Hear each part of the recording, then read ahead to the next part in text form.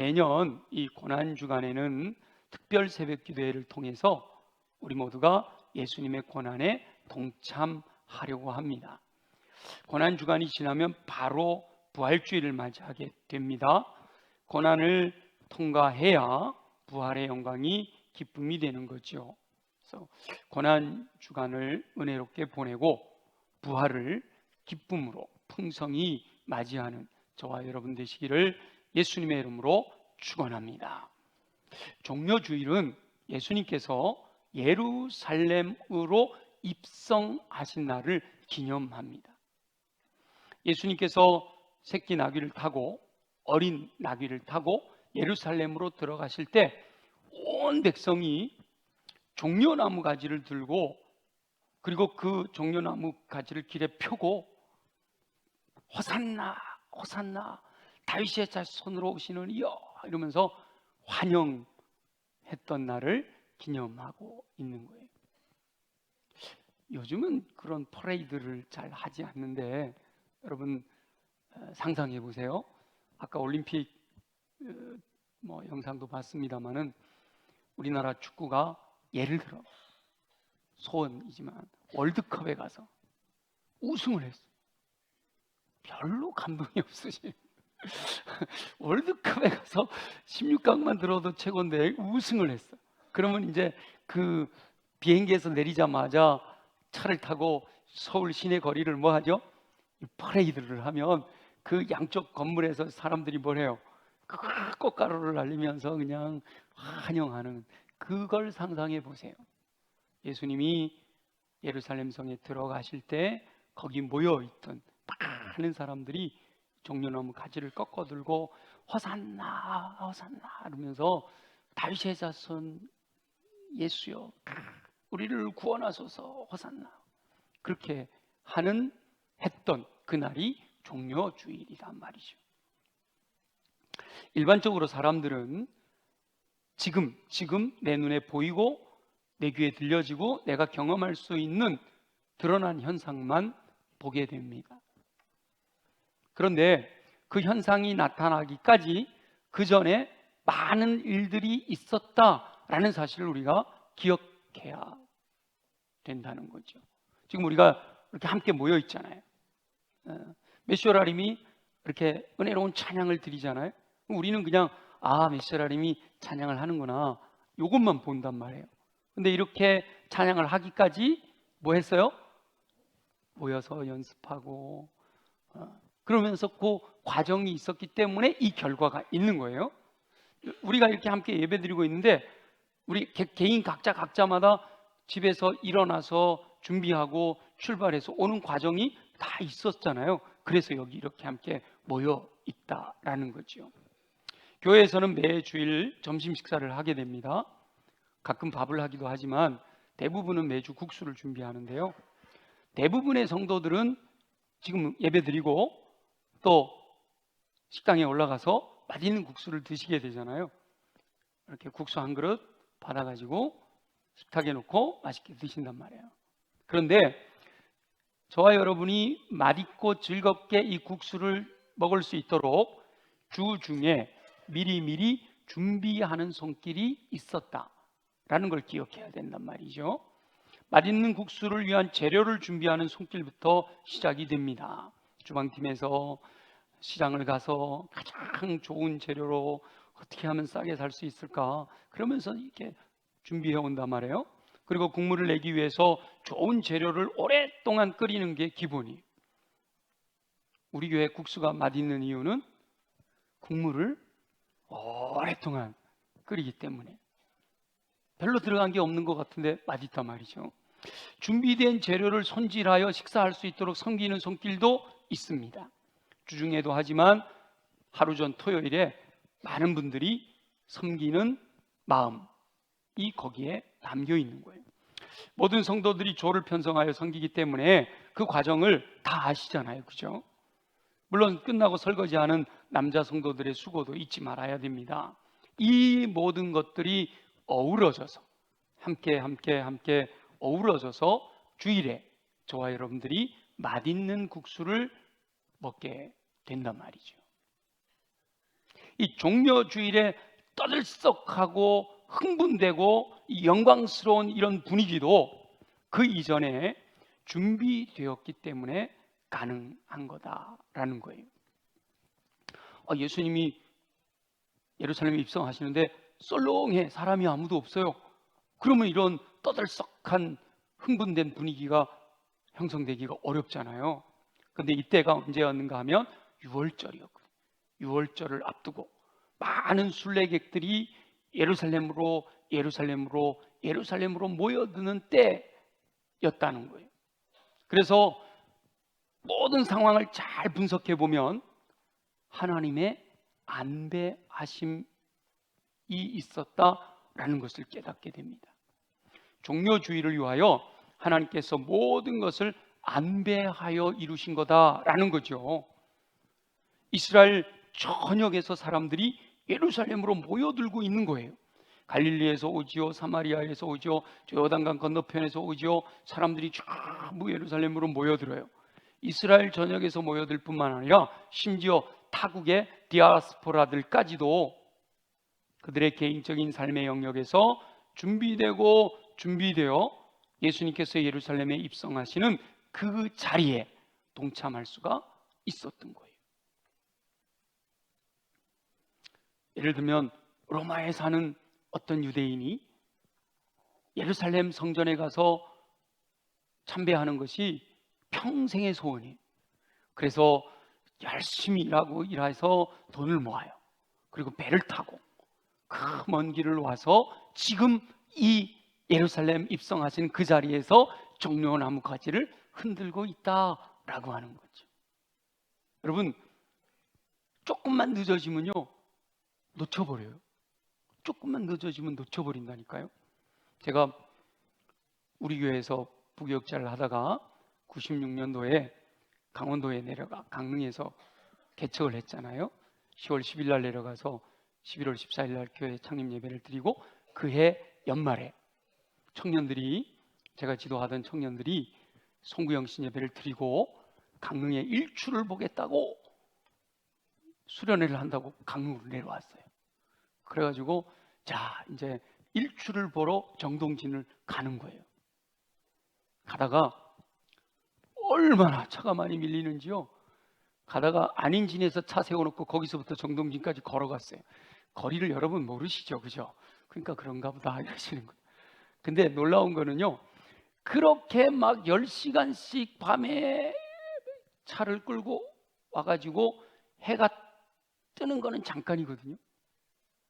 근데 그 먼 시간에 차를 끌고 와가지고 도로에다 차 세워놓고 해 뜨기 전에 잠깐 너무 피곤해서 졸다가 뜬 다음에 깼어. 그런 사람들이 부지기수예요, 부지기수. 그리고 몇 시에 해가 뜬다 생각하고 그냥 차를 끌고 부지런히 왔는데 대관령에서 떠버렸어.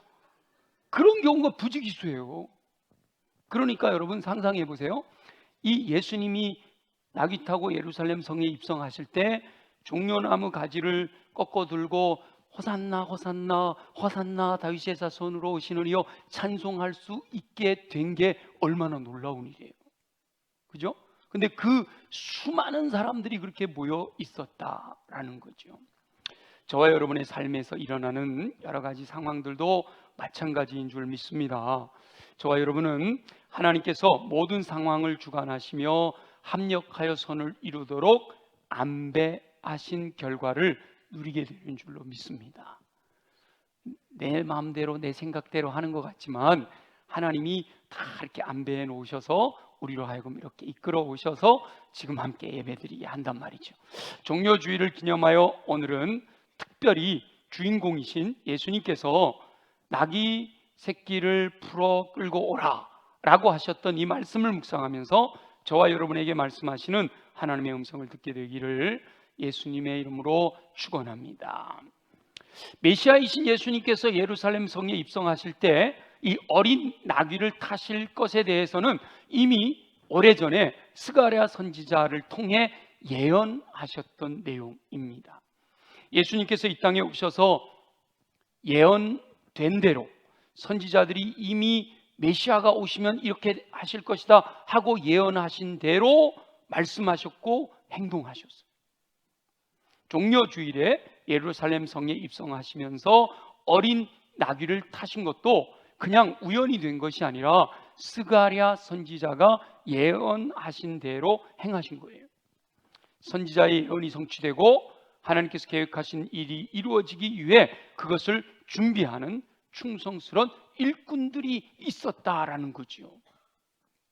무리들이 호산나 외치는 흥분된 상황, 축제 같은 분위기 준비되었기 때문에 가능한 거예요.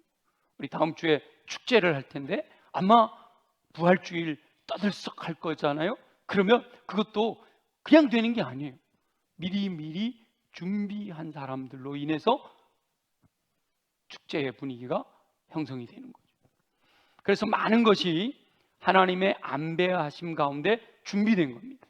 그 중에 특별히 어린 나귀를 안배하신 하나님의 섭리를 묵상하면서 하나님의 뜻을 깨닫는 저와 여러분들이 되시기를 소망합니다. 예수님께서 예루살렘에 가까이 오게 됐을 때 감람산 벳바게와 베다니라고 하는 마을에 이르셨을 때 예수님께서 제자 중에 두 사람을 보내시면서 어린 나귀를 준비해라 라고 말씀하셔요. 그런데 예수님께서 말씀하시는 내용이 일반 상식적으로는 이해하기가 어려운 내용. 예수님께서 제자 중에 둘을 보내시면서 너희는 맞은편 마을로 가라. 그리로 들어가면 곧 아직 아무도 타보지 않은 나귀 새끼가 매어 있는 것을 보리니 풀어 끌고 오라 이렇게 말씀하셨어요. 여러분 이제 성경에 기록되어 있는 말씀이니까 그런가 보다. 그리고 이미 우린 결과를 다 알고 있고 그렇지 뭐 하고 넘어가잖아요. 그런데 지금 예수님이 저와 여러분들에게 이 말씀을 하신다라고 생각해 보세요. 저와 여러분이 지금 예수님과 함께 예루살렘으로 향해 가고 있어요. 감람산 벳바게와 베다니 맞은편 그 마을로 들어섰어요. 근데 예수님이 거기서 딱 지적하는 거예요. 정환아, 너 저 맞은편 마을로 가면 아무도 타보지 않은 어린 나귀가 묶여 있을 텐데 가서 좀 끌고 올래? 지금 제가 정환아 그랬지만 다 여러분에게 그렇게 예수님이 말씀하신단 말이에요. 그럼 여러분 어떻게 하시겠어요? 어떻게 하시겠어요? 은진아, 맞은편 마을로 가서 어린 나귀 끌고 와라. 어떻게 반응하겠어요? 우와, 믿음 좋아요. 할머니하고 같이 예배드리는 모습 보기 좋은데 끌고 오겠대요. 여러분 어떻게 하시겠어요? 자, 그 질문을 들었을 때, 그 명령을 받았을 때 마음에서부터 의문이 생기는 거예요.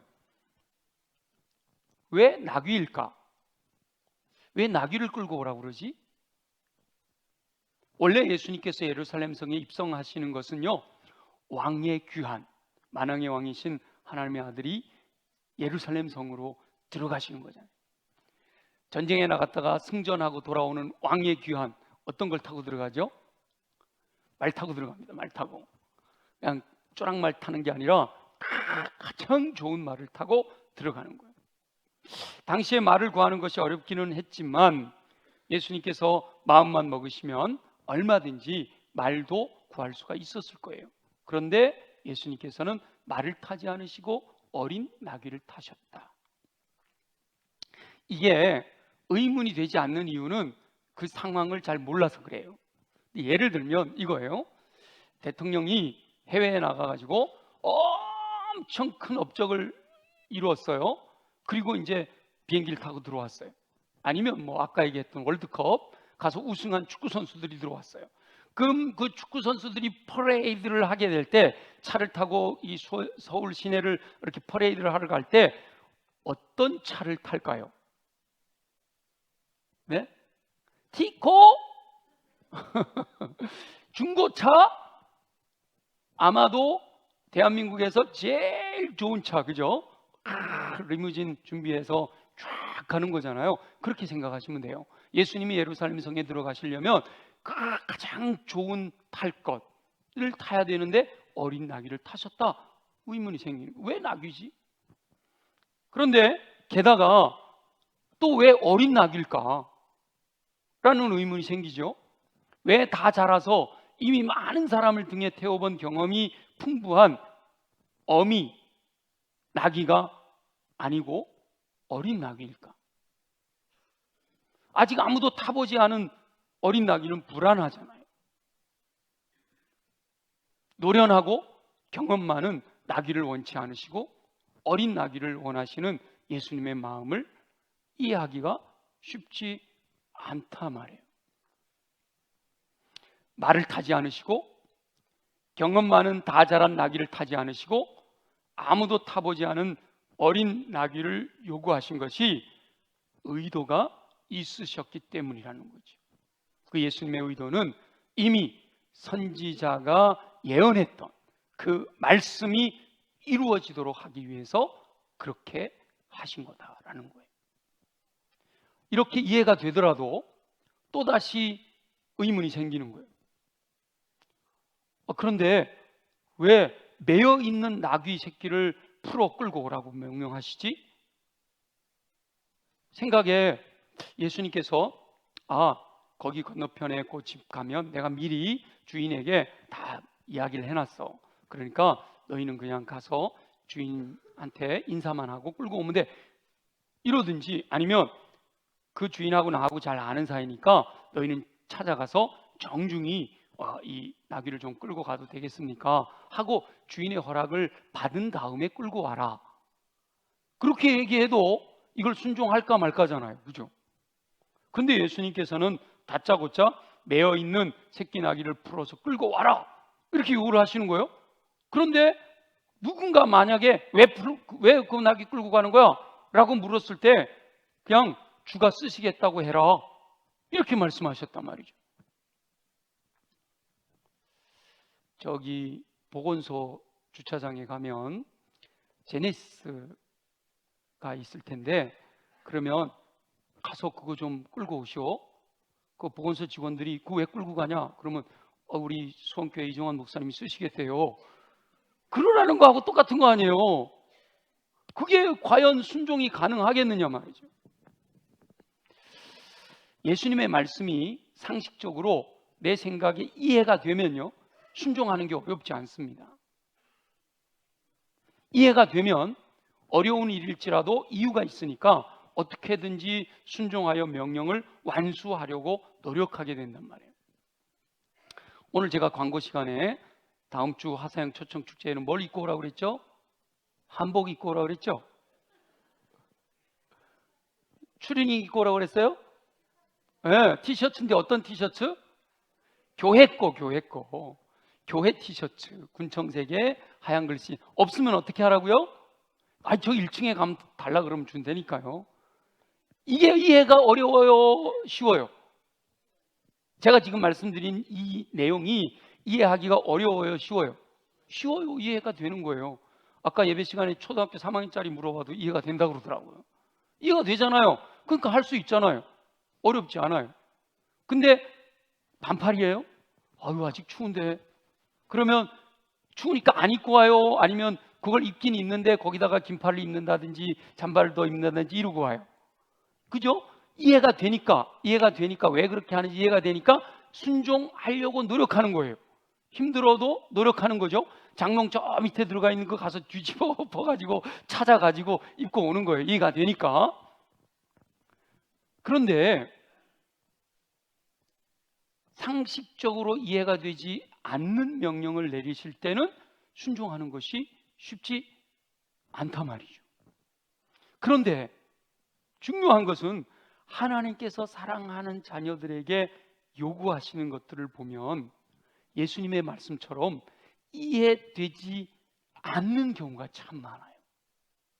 이해되지 않는 걸 요구하실 때가 참 많단 말이죠.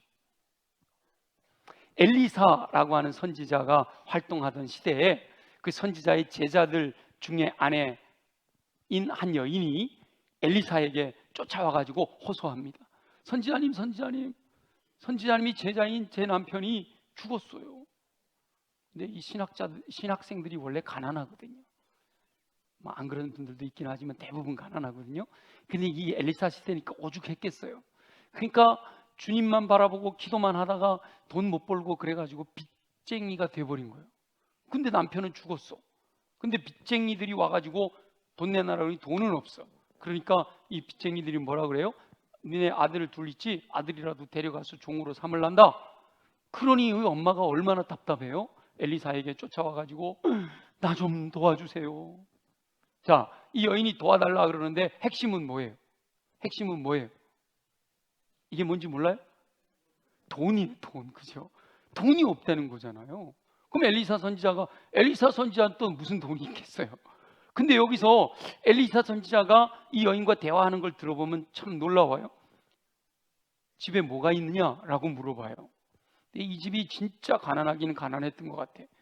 3년이 넘어 가뭄이 있을 때 사르밧 과부 집에는 그래도 남아있는 게 뭐가 있었죠? 가루가 있었고 기름이 있었어. 그죠? 이 집은 그래도 가루라도 있었어. 근데 지금 이 여인의 집에는 뭐밖에 없대요? 기름 한 그릇밖에 없대요. 그런데 기름 한 그릇밖에 없다 이러는 여인에게 엘리사 선지자가 뭘 요구하는가 하면, 그래? 그러면 집집마다 이웃집마다 다 찾아다니면서 빈 그릇을 다 좀 구해와. 빈 그릇. 아니 지금 돈이 없다고 그러는데 내 아들은 지금 종으로 팔려갈 상황인데 빈 그릇을 구해오라는 거예요. 여러분 이게 이해가 됩니까? 이해가 안 되죠. 이해가 안 되지. 아니 엘리사 선지자는 왕하고 가까우니까 아우 참 딱하네. 내가 왕에게 얘기해갖고 금덩어리 하나라도 좀 갖다가 줄 테니까 그거 갖고 해결하시오. 이래야 이게 이해가 되는 거지. 그죠? 근데 빈 그릇을 모아놓으라는 거예요. 그리고 더 이해가 안 되는 것은 그렇게 빈 그릇을 잔뜩 구해놓고 너 두 아들하고 문 걸어 잠그고 집에 들어가. 그리고 그 빈 그릇에다가 너네 집에 있는 그릇에 기름 있는 그릇을 부어. 그리고 차면 옆에다 놓고 또 부어. 차면 옆에다 놓고 또 부어. 여러분 이 얘기를 들었을 때 여러분 마음에 할렐루야 이제 모든 거 경제적인 문제 다 해결됐다 그런 생각이 드세요? 뭐지? 선지자님 살짝 이렇게 되셨나? 이런 마음이 들어요.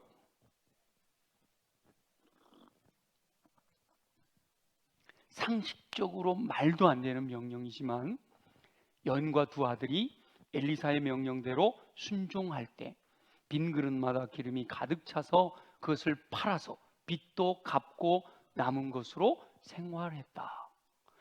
이 소설이 아니고요. 이게 성경 말씀이에요. 성경의 말씀은 실제로 있었던 일을 기록한 거잖아요.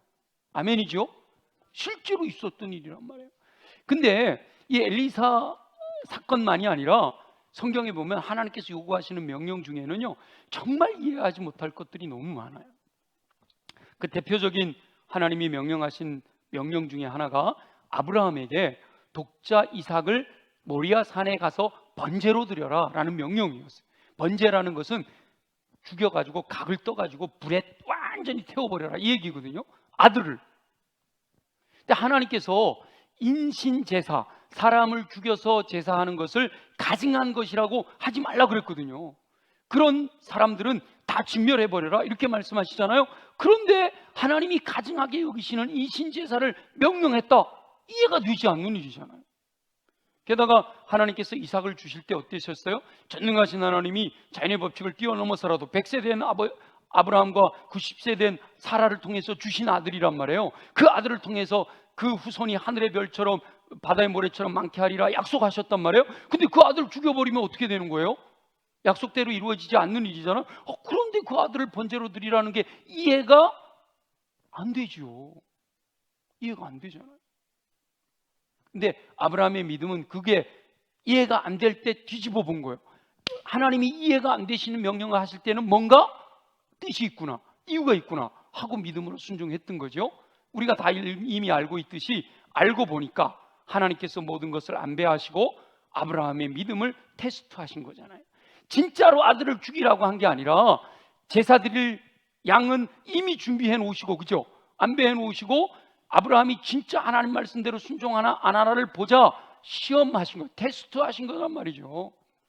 그렇다면 저와 여러분의 삶에서도 하나님께서 저와 여러분의 믿음을 테스트하시기 위해서 이해되지 않는 명령을 하실 수 있다는 거죠. 예수님께서 갈릴리 바닷가에서 밤새도록 한 마리 고기도 잡지 못했던 베드로에게 아침인데 깊은 데로 가서 그물을 내려 고기를 잡아라, 이렇게 말씀을 하셔요. 동일한 맥락에서 이 말씀은요, 베드로는 이해가 되지 않는 명령이에요.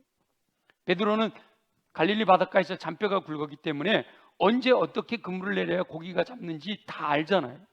근데 아침에 깊은 데로 가서 그물 내리는 거는 이건 꽝이에요. 이건 뻔한 뻔짜예요. 근데 이해가 되지 않지만 뭐예요? 말씀에 의지하여 순종함으로 2배에 가득 잠기는 놀라운 어획골을 올릴 수가 있었던 거지요.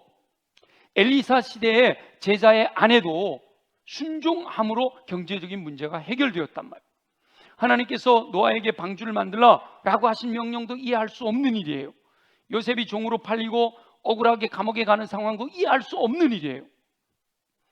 믿고 순종해서 약속의 땅에 왔는데 기근을 만나는 상황도 이해할 수 없는 일이에요.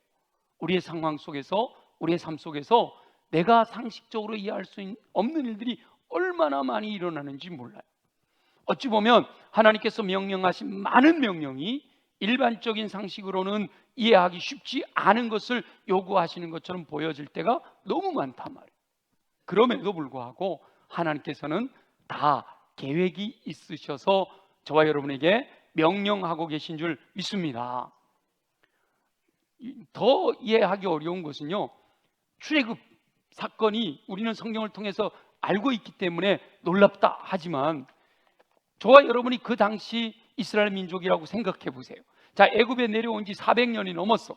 400년 동안 정착해서 살고 있는 이 민족을, 그것도 어른 장정만 60만에다가 어린아이 노인들까지 다 하면 200만이 넘어 250만이 되는 그 민족들을 400년 전에 조상들에게 약속하신 그 약속 때문에 미래가 어떻게 될지도 알지 못하는 그런 상황 속에서 그 애굽을, 그 삶의 터전을 떠나라라고 명령하시는 거 여러분 이해할 수 있을까요? 이해하기 쉽지 않은 명령이잖아요. 그럼에도 순종하여 큰 민족, 이스라엘 민족을 이루게 되는 거예요. 신약 시대에 제자 사도들을 대신하여 일꾼으로 세워진 7명의 집사님들이 계셨는데 그 중에 한 분이 빌립이라는 분이 있어요. 이분은 구령의 열정이 불타올라요. 예수 믿으라고, 예수 믿어야 구원받는다고, 예수님이 부활하셨다고, 예수 믿으면 죽지 않는다고, 이렇게 복음을 전하는 열정에 불타올라서 사마리아 땅에까지 가서 복음을 전하는 집사님이셨는데 이 빌립에게 성령님께서 갑자기 광야로 나가라 라고 이렇게 말씀하시는 거예요. 광야로. 광야는 사막이잖아요. 사람이 있을까요, 없을까요? 사람이 없는 곳이에요. 구령의 열정을 가지고 복음을 전하려면 사람들이 많이 모여있는 도시로 가야 되잖아요. 근데 성령님이 광야로 가라는 거예요. 그러니까 빌립은 성령님의 이해는 되지 않지만 성령님이 말씀하시니까 광야로 갔어요. 갔더니 그 광야에 이스라엘에 왔다가 자기 나라로 돌아가는 에디오피아 여왕의 재물을 맡은 관리가 마차를 타고 가고 있는 거예요. 그를 만나서 복음을 전하고 그가 예수 믿게 대해서 세례를 베푸는 놀라운 역사가 일어나는 거예요. 그리고 성경은 그 내시가, 그 관리가 어떻게 됐다 이런 얘기가 없지만 기독교 역사에 의하면 그 사람이 에디오피아로 가서 복음을 전함으로 말미암아 에디오피아가 복음화되는 역사가 일어나는 거란 말이에요. 이해할 수 없지만 하나님께서 내게 명령하실 때 믿음으로 순종하게 되면 하나님께서 안배하신 놀라운 복을 누리게 될 줄로 믿습니다. 저와 여러분의 상황에서도 하나님께서는 상식적으로 이해가 되지 않는 요구를 하실 수가 있어요. 여러분 사실 예수 믿지 않는 사람들이 볼 때 저와 여러분 전부 다 환자라고 해요. 제가 철학과 다닐 때 친구들이 저더러 전부 기독교 환자라고 그랬어요. 기독교 환자. 자기들은 이해가 안 되거든요. 아니 이 좋은 날, 이 봄에, 이 꽃피는 봄에 저 팔달산에 가서 꼭 꽃놀이 구경해야지 뭘 이렇게 다 모여가지고 이렇게 예배드리고 있나? 이해가 돼요, 안 돼요? 아니, 여러분들은 다 이해가 되지. 믿음의 사람이니까. 세상 사람들, 우리 권인영 권사님 언니 처음 예수 믿으신 교회 배우시 그 사람들이 이해가 됩니까, 안 됩니까? 잘 안 되죠. 그러니까 아직까지 안 따라 나오셨던 거지, 그죠? 예수 믿는 사람들 저 하는 행동들이 다 이해가 안 되는 거예요. 그래서 많은 사람들이 하나님께서 분명하게 말씀하심에도 불구하고 순종하지 않는 거예요. 순종하지 않으면 하나님께서 안배하신 것들을 누리지를 못하게 됩니다. 비록 이해가 되지 않더라도 순종하면 하나님의 안배하심을 경험하면서 왜 그것을 요구하셨는지를 깨닫게 된다라는 거지요. 당시에는 다 이해할 수 없었는데 결국 나중에 보면 알 수 있는 경우가 너무 많잖아요. 그때 왜 그렇게 했는지 몰랐는데 지나놓고 보니까 그랬구나, 이런 경우가 너무 많아요. 그래서 하나님께서 말씀하시면 이해가 되지 않더라도 순종해야 된다라고 하는 거죠. 예수님의 고난과 십자가를 우리 한번 생각해 보세요. 이제 고난 주간인데, 자, 당시에 예수님이 채찍에 맞아 고통을 당하시는 모습을 보는 제자들이나 예수님을 따르는 그 백성들이 그 상황이 이해가 됐을까요? 아니, 죄가 없으신 분이 채찍에 맞고 계시고, 아니, 선한 일을 행하신 선생님이 십자가에서 그 비참하게 못 박혀 피 흘리고 돌아가시는 장면이 이해가 되지 않는단 말이죠. 예수님도 심지어 이해가 되지 않으니까 그 전날 밤에 할만하시거늘 이 잔을 내게서 옮기시옵소서 기도하는 거 아니에요? 그러나 중요한 것은 뭐예요? 내 뜻대로 마옵시고 아버지의 뜻대로 이루어지기를 원합니다. 저와 여러분은 알고 있잖아요. 왜 예수님이 그 고난을 당하셔야 했는지. 바로 저와 여러분들의 죄 때문에, 내가 죄 때문에 천국을 누리지 못하는 것을 예수님이 내 대신 그 죄를 짊어지시고 죽으셨기 때문에 그 예수님을 믿는 저와 여러분에게 구원의 은총을 베푸시는 줄 믿습니다. 그 당시에는 이해가 되지 않지만 우리가 알고 있잖아요. 마찬가지로 저와 여러분들의 삶에서요, 이해되지 않는 너무 많은 일들이 있어요. 종려주일의 선지자를 통해 예언하신 것을 성취하시고 그 이후에 하나님께서 계획하신 뜻을 이루시기 위하여 어린 나귀가 필요하셨던 거예요. 예수님께서 요구하시니까 제자들은 이해되지 않지만 순종했던 것이죠. 제자들이 순종했기 때문에 종려주일에 놀라운 상황이 이루어진 겁니다. 온 백성이 길거리로 나와 호산나 찬송하며 예수님의 예루살렘 입성을 환영하는 상황이 가능하게 됐던 거지요. 하나님께서 저와 여러분들에게 지금도 동일한 것을 요구하실 수가 있습니다. 상식적이지 않고 이해하기 어려운 것을 명령하실 수가 있다는 거예요. 최근에 제가 들으니까 어떤 분 기도하는데 하나님께서 성전 봉헌 헌금을 얼마를 하라 그랬대요. 제가 들어도 그분에게는 굉장히 큰 액수야. 근데 하나님이 말씀하신 상식적으로 이해가 되지 않지만 순종하는 거예요. 하나님께서 말씀대로 순종하면 예비된 안배하신 놀라운 복이 준비되어 있는 줄로 믿습니다. 바로 그런 거예요. 우리에게 요구하시는 것이 이해되지 않고 상식적으로 알 수 없는 많은 것들을 요구하실 수가 있다는 거예요. 근데 많은 이들이 순종하지 않음으로 말미암아 안배하신 축복을 놓쳐버리는 거예요. 여러분, 이렇게 한번 상상해 보자고요. 제가 이제 올해 내년에 할갑이니까 올해 60이잖아요. 60년 평생을 살아온 여정을 쭉 펼쳐놓고, 근데 요 펼쳐놓은 것뿐만 아니라 제가 이렇게 높이 올라가가지고 60년 평생을 태어나면서부터 오늘까지의 여정을 쫙 이렇게 내려다 볼 수 있다면, 그리고 제가 살아온 여정뿐만 아니라 거기에 얽혀 있는 모든 것들, 눈에 보이는 것뿐만 아니라 그 배후에서 일어나는 일들까지도 제가 이렇게 보고 있을 수 있다면 제 마음이 어떤 마음이 들까요? 제가 상상을 해봤는데요, 아이고, 왜 저렇게 행동하지? 저때 말씀만 들었으면 예비된 게 이렇게 놀라운 게 많은데, 20대 아이고, 왜 저때 내가 그렇게 판단했을까? 어리석게. 야, 저때 주님의 말씀대로 순종했더라면 하나님께서 이렇게 귀한 걸 준비해 놓으셨는데, 40대 야, 저때만이라도 내가 순종했. 감사하게도 제가 40대에는 정말 중요한 결단을 한 적이 있잖아요. 와, 저 때 내가 저렇게 순종했기 때문에 하나님께서 지금 이렇게 놀라운 것을 주셨구나. 여러분, 제 인생만 그럴까요? 여러분의 인생을 한번 위에서 이렇게 내려다보면 얼마나 안타까울까. 제 생각에 그렇게 만약에 볼 수만 있다면 내가 가슴을 치고 안타까워하다 까무러칠 것 같아. 너무 아쉬워갖고, 너무 안타까워갖고, 너무 아까워서. 또 한편으로는 순종함으로 허락하신 은혜가 얼마나 감격스러웠을까. 이해하기 어렵지만 분명히 이루어질 수 있는 길을 우리 주님이 알려주시잖아요. 순종하기만 하면 주가 쓰시겠다, 그럼 허락하실 거다 라고 말씀해 주시잖아요. 불가능한 것처럼 보이지만 말씀대로 순종하기만 하면 전능하신 하나님께서 초자연적으로 역사하시는 것을 경험하게 될 줄 믿습니다. 수많은 믿음의 선진들이 바로 그렇게 믿음으로 순종하여 복을 누렸던 거예요. 하나님께서 저와 여러분에게 많은 것을 말씀하셔요. 보편적으로 환경을 통해서 말씀하시고, 사람을 통해서 말씀하시고, 선포되어지는 설교 말씀을 통해서 말씀하시고, 이 성경 말씀 속에서 직접 우리에게 말씀하시면서 하나님의 뜻을 알게 하시는 거예요.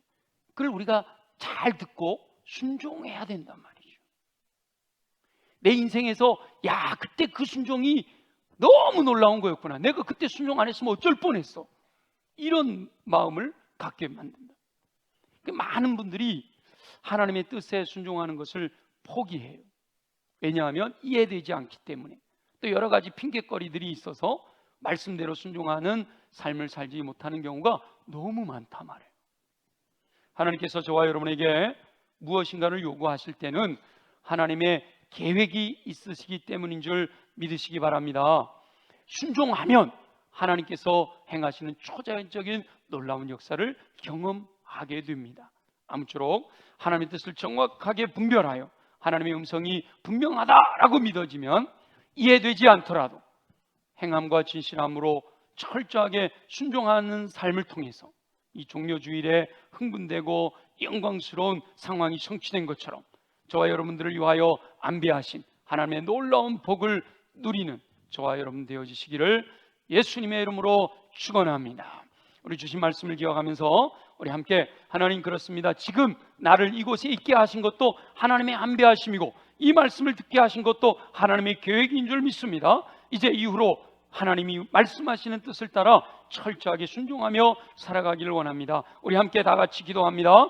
행함과 진실함으로 순종하여 안배하신 놀라운 은총을 누리기 원하시는 우리 주 여호와 아버지 하나님, 하나님께서는 계획하는데 모든 것을 안배해 놓으신 줄 믿습니다. 모든 것을 안배하신 하나님께서 순종하는 사람을 찾고 계신 줄 믿습니다.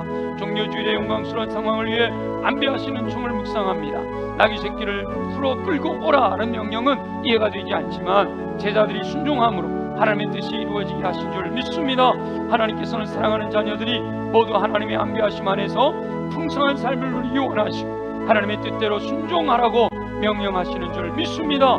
상식적으로 이해되지 않는 명령을 하실 때라도 믿음으로 받아 행함과 진실함으로 순종하는 삶을 살게 하여 주옵소서. 순종할 때 하나님께서 계획하신 놀라운 역사가 성취되어질 줄 믿습니다. 아버지 하나님의 뜻을 정확하게 분별할 수 있게 하여 주옵소서. 각 사람에게 말씀하신 하나님의 음성을 듣게 하여 주시옵소서. 말씀하신 하나님의 음성을 놓치지 않게 되기를 원합니다.